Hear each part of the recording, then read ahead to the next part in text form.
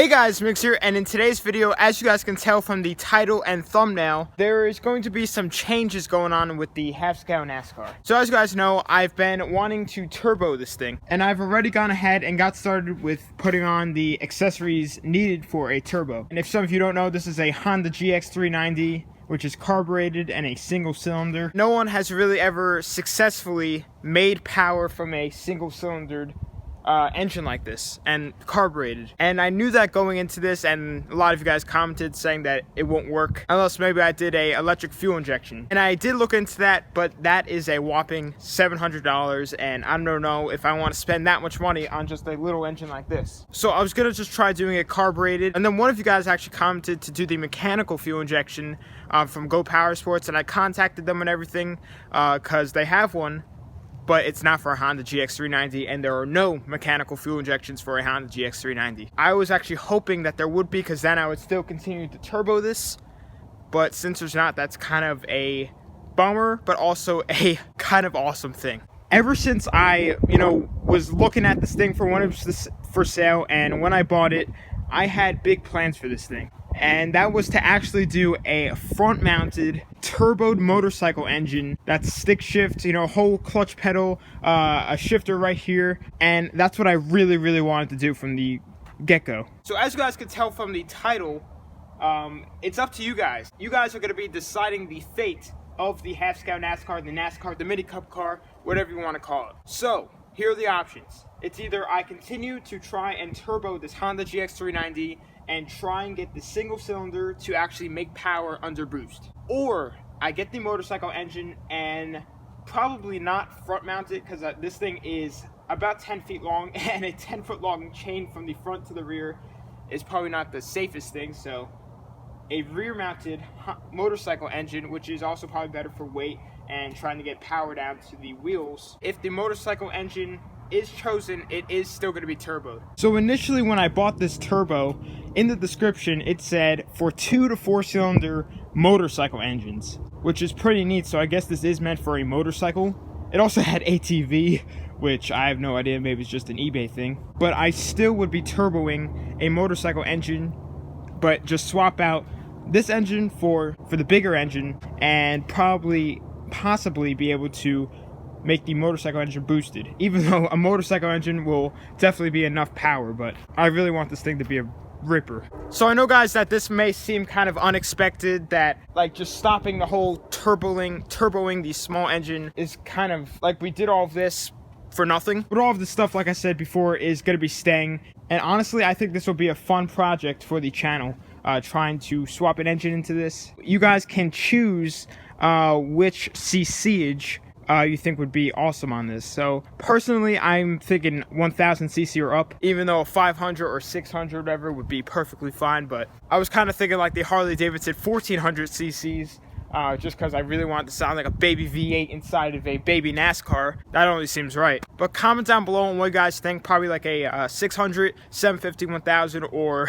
the big boys, the 1400s and everything like that. So comment that down below what you guys think. Just imagine a big old motorcycle engine sitting right in the back of there. That would be so insane. And in doing that swap, if we were to do it, I would also customize everything inside of here, like definitely move the pedals forward and try and move the seat back, along with making a firewall and everything besides there. So if we do this, then this thing is going to be an absolute monster, because as you guys know, I'm super scrunched up in there. My knees are all bent and everything, so it's not the most comfortable ride, but with a little bit of work, it should be way better and way faster.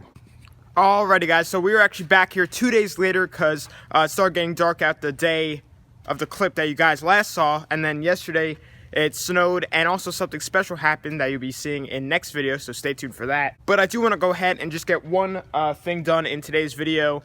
We're not going to be working on a lot of this. This was just a kind of, telling you guys about the whole engine scenario and everything with the half-scale NASCAR. But tonight and tomorrow, we're supposed to get a kind of good amount of snow. It's not 100% yet, but I think we're just going to get a couple inches. And I do want to see how the half-scale NASCAR performs in the snow. So on it right now, it has a smaller sprocket for, low-end torque and a higher top speed. And when I bought it, it came with this sprocket, and this one is supposed to be just a little bit bigger than the one that's on it right now, and I do want to go ahead and try and swap it on. Hopefully we don't need to change the chain length at all, because it probably is going to be a little bit tighter since this one is slightly bigger. I'm not sure what size is on it right now, but I think it has somewhere printed on here what size it, yep, 74 tooth, so that's a pretty good size. That one is also a split sprocket like this one, so I just need to take off all the bolts around it. I already went ahead and WD-40'd them, so we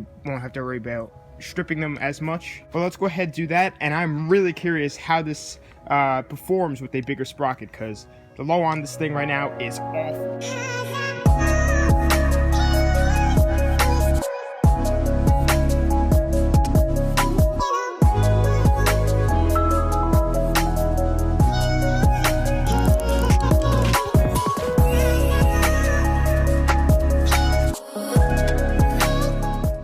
So for whatever reason, taking the sprocket off is taking forever. I mean, that time lapse you guys are watching right now, or were watching, is like 30 minutes, like 45 minutes of me just wrenching. So for some reason, this is taking forever to come off, and I was just thinking to myself about how lucky I'm being about not having any of the hex heads round out.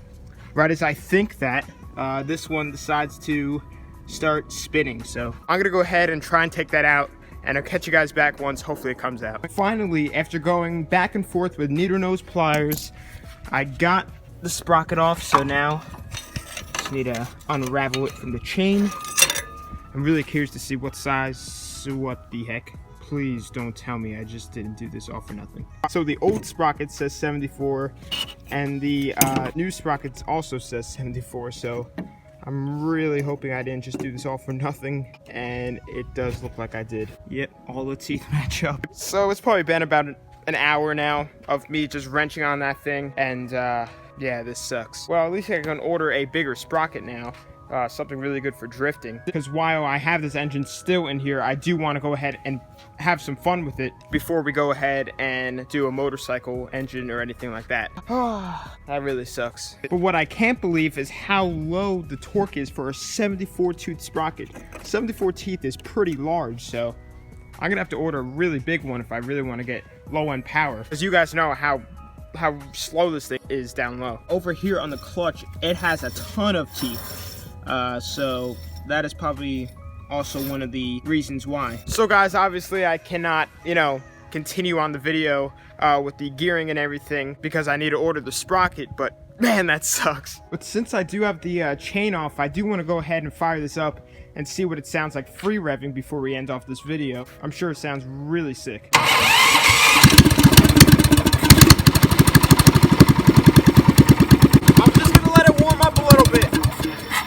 I don't know if you guys heard me, but I'm just going to let it warm up a little bit because it is pretty cold right now.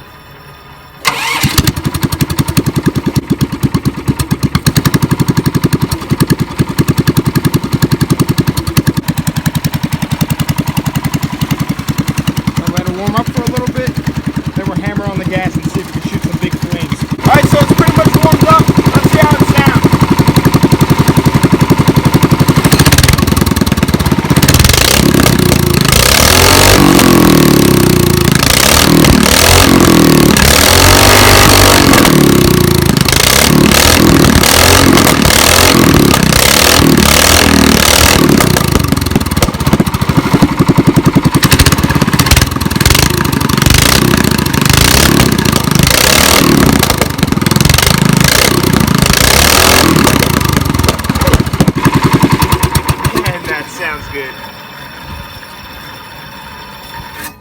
So that sounded sick. I'm pretty sure that the governor is removed on this thing because it looks like it has like a breather going in where the governor arm would be. So without a governor arm, your governor does not function. But anyway, guys, I'm going to be ending the video here. Sorry if we didn't seem like we got a lot of stuff done. It's because we really didn't, because that was pretty much a big bummer. But this was mostly just an informing video of what you guys think I should do with swapping in the engine with this thing. So if the majority of the vote is motorcycle engine, which I think it is going to be, because when I first got this thing, everybody wanted a motorcycle engine, then I will do the motorcycle engine, but I'm still going to have some fun with this engine in the meantime.